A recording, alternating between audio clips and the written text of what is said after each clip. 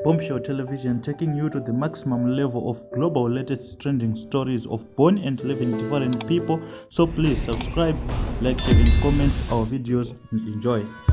You're welcome to my channel. It's a Bombshell Television. Musho my latest musho zviri kupisa nyaya ndaya nayo inyaya inosirisa, nyaya inotyisa yakaitika paNigeria yemusikana ne16 years.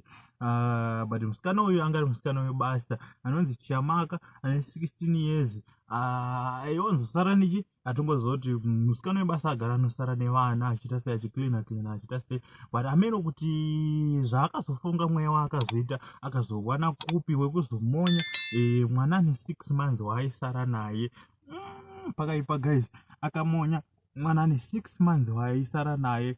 Asi iye pakutaurwa kwazvo, pakubvunzwa kwazvo, ari kutaura iye kuti anga achida kuchekeresa mwana uyu azoita se azovewo munhu akapfuma, azovewo munhu ane mari through kuchekeresa mwana uyu, but mwana uyu haasi weropa rakoga. Saka pakaipa and zvazobuda zvabatwa, but mwana kutotisiya atisiya. Saka ingweso comment comment section kuti rest in peace kune mwana aita se afira hake mahara, but mweya yevana kazhinji haiwanzorove, ende kana vana vanoraswa chaizvo vanowanzobuda. Saka musikana uyu pakaipa guys. Ndiye wamuri kuita sei wamuri kuona apa ane 16 years here umana, kana unenge wakuda mari zvakadi watoshanda watoneta nekushanda here zvokuti wakutoda kutonzi wani 16 years watone mazikumari. Saka ndo zvinoita devil kana achida kutikwezvera uchi mukuparara, anotiita nge tiri kudiwa kana kuti tange taita se tiri kugona, but pakaipa.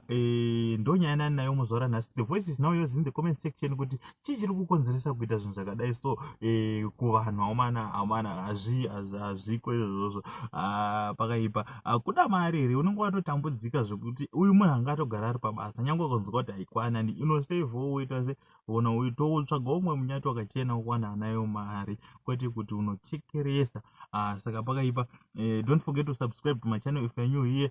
Kana uri returning subscriber, ndinopa kutenda, ndimi munonipa simba, ndimi munonipa maiyemo ekuramba ndichingwavha malatest, ndichita se ndichikupai musha wemalatest ndiwo unowu.